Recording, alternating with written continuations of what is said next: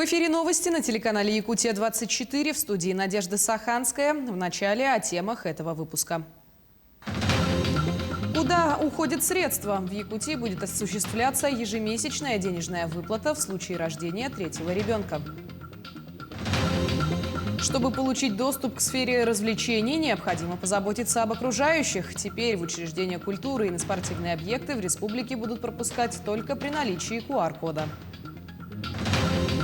Очередной прорыв международного уровня. Расскажем о Варшавском кинофестивале.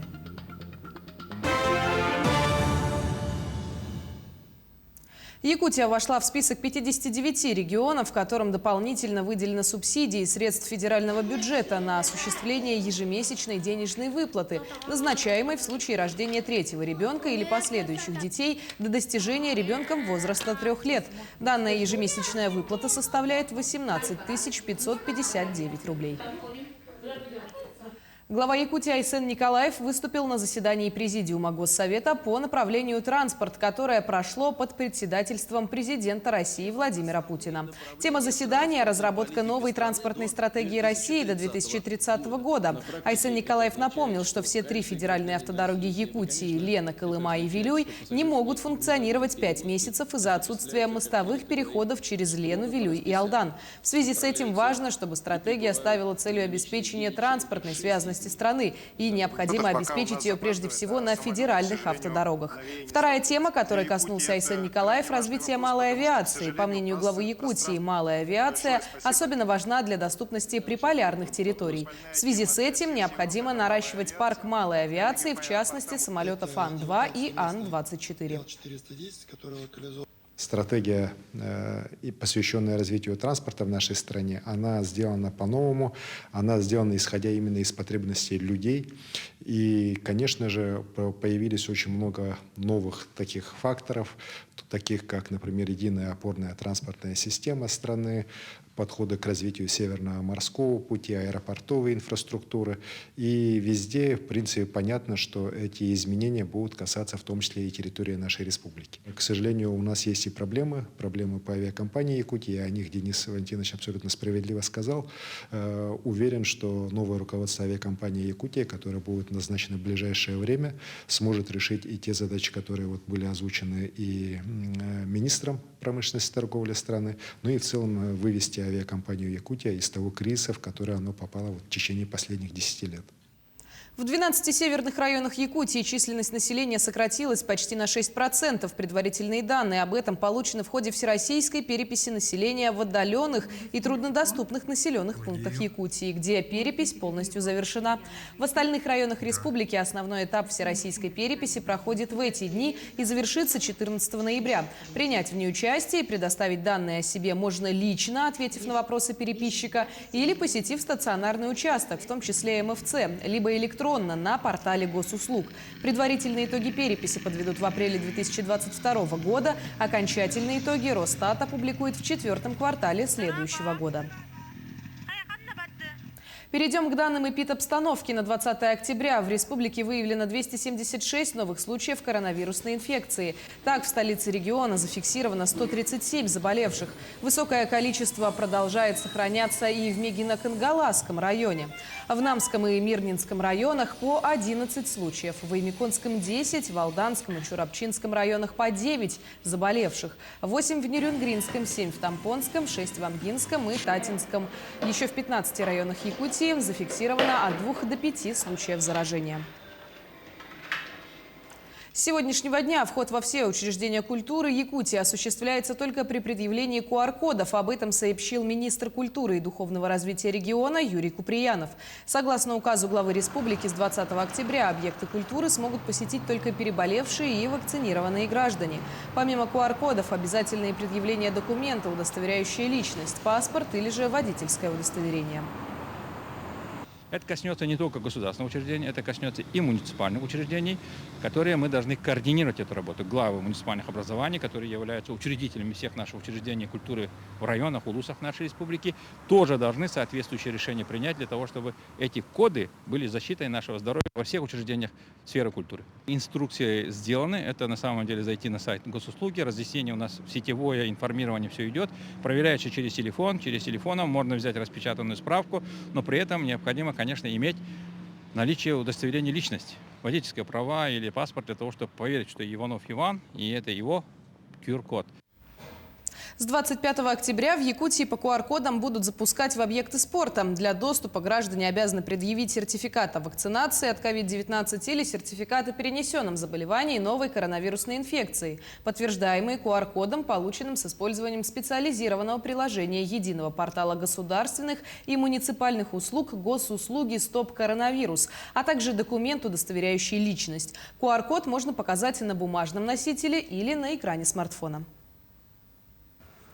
Студенты СВФУ проявляют активную гражданскую позицию. По учебным корпусам университета проходят профилактические рейды в рамках общероссийской акции «Сообщи, где торгуют смертью». Акция направлена на профилактику наркомании и пропаганду здорового образа жизни среди студентов и продлится до 29 октября. Студенты могут позвонить на горячую линию, сообщить о подозрительных людях, которые могут быть связаны с продажей, хранением, транспортировкой наркотических средств. А любой информации, связанной с незаконным оборотом запрещенных веществ, можно обратиться по номеру телефона горячей линии, который вы видите на экране. Линия работает с понедельника по четверг с 9 утра до 17 часов по якутскому времени и в пятницу с 9 утра до 16 часов. В Центре предиктивной медицины Республиканской клинической больницы номер 3 можно пройти генетическое исследование. На базе центра работает первый в регионе липидный кабинет. Основная цель – это выявление, учет и оценка распространенности пациентов с наследственными нарушениями обмена веществ. Кроме того, специалисты оценивают эффективность лечения и проводят динамическое наблюдение. В предиктивном центре также запущен республиканский регистр пациентов с семейной гиперхолестемирией и предрасположенных к высокому риску сердечно-сосудистых заболеваний. По словам медиков, очень высокий уровень холестерина передается по крови. Приблизительно 1 из 250 человек в мире имеет генетическое повреждение. Причина семейной холестеремии – это изменение гена. При слишком высоком уровне холестерина в крови лишний накапливается в стенках кровеносных сосудов. И в таком случае начинают прогрессировать инфаркт, ишемия и атеросклероз. Фармакогенетическое исследование – это определение генетических особенностей, которые влияют на тактику лечения, риск нежелательных побочных реакций. Да? Это особенно актуально для пациентов, которым необходим длительный прием препаратов, например, антикоагулянтов, статинов. Да? Например, антикоагулянты назначаются после инфаркта миокарда, да? При ковиде. Да? И мы рассчитываем индивидуальный риск кровотечений, безопасность и эффективность лечения. В целях предупреждения и профилактики заразных и массовых незаразных болезней ветеринары Хангаласского района проводят комплекс диагностических исследований и противоэпизоотические мероприятия. Профилактическая работа охватывает все формы хозяйства, которые держат крупный рогатый скот и других домашних животных. Ветеринары и фельдшеры проводят отбор сыворотки крови для диагностических исследований, вакцинацию против разных болезней. Противоэпизоотические мероприятия проводятся 2 раза в год до начала зимовки и весной перед выходом скота на пастбищное содержание. В ходе осенних мероприятий проводится аллергическое исследование крупного рогатого скота на туберкулез, серологические исследования на бруцеллез и лейкоз, обработки против паразитарных болезней, а также витаминизация сельскохозяйственных животных. Основная задача противоэпизоотической работы сводится к созданию стойкого благополучия по инфекционным болезням животных с целью недопущения заболевания и падежа скота, обеспечения планового развития животноводства и повышения его продуктивности, а также защита населения от зоонтропоноза. В Амгинском доме народного творчества имени Федота Потапова ведется работа по созданию музея хлебопашества. Идея создания музея принадлежит коллективу Дома народного творчества и ансамбля «Родные просторы» при активной финансовой поддержке администрации Амгинского наслега. В данный момент ведутся работы по дизайну музея, а также по пополнению экспонатов. Экспонаты будут приняты в дар от потомков хлеборобов и пашиных Амгинского района.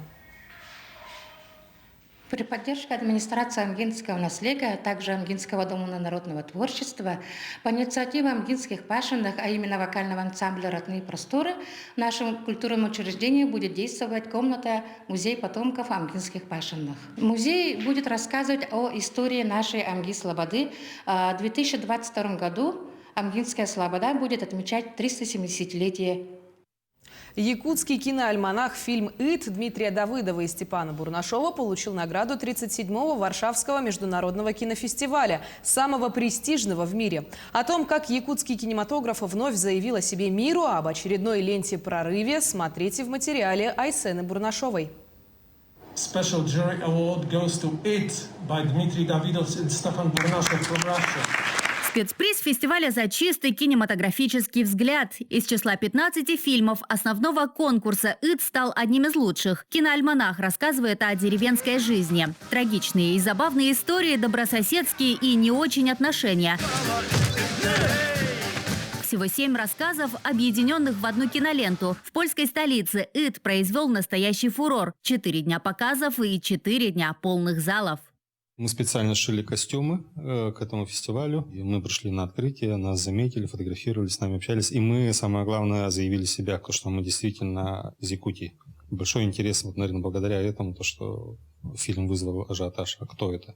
Амонимичный заголовок «Собака» или «Стреляй» в переводе с якутского также заинтриговал европейцев под емким названием «Глубокий смысл». Не лги, не убей, не укради, оставайся человеком всегда и везде. Режиссеры фильма целились в самое сердце и не промахнулись. В Варшаве вместе со спецпризом лента также получила высокое упоминание от жюри «Нетпак», оценивающего азиатские фильмы. То, что надо думать о других, более как-то жертвовать своими интересами, как-то стараться саморазвиваться. Ну, какие-то вот такие понятия, ценности, которые понятны всем. По названию сложно судить вообще, о чем фильм. Вот. А название мы придумали все-таки быстро, там за один день. Относительно быстро прошло и производство фильма. 3 дня на сценарий, 2 недели на съемки, год на постпродакшн. Феноменальное якутское кино вновь удивило мир. Уже 21 октября, отмеченный Варшавским кинофестивалем «ИТ», увидит и якутский зритель. А 2 декабря стартуют показы в российских онлайн-кинотеатрах. Айсена Бурнашова, Виктор Олесов, Москва, Варшава. Елена Афраимовна Борисова освобождена от должности министра здравоохранения республики в связи с переходом на другую работу. Об этом сообщил глава республики Айсен Николаев в своем телеграм-канале. Елена Борисова прошла весь путь становления в медицинской сфере. Ее трудовая деятельность министром здравоохранения республики пришлась на нелегкий период борьбы с коронавирусом. Исполняющая обязанности министра здравоохранения теперь назначена Лена Афанасьева. На этом пока вся информация о развитии событий. Смотрите в наших следующих выпусках. До встречи в эфире.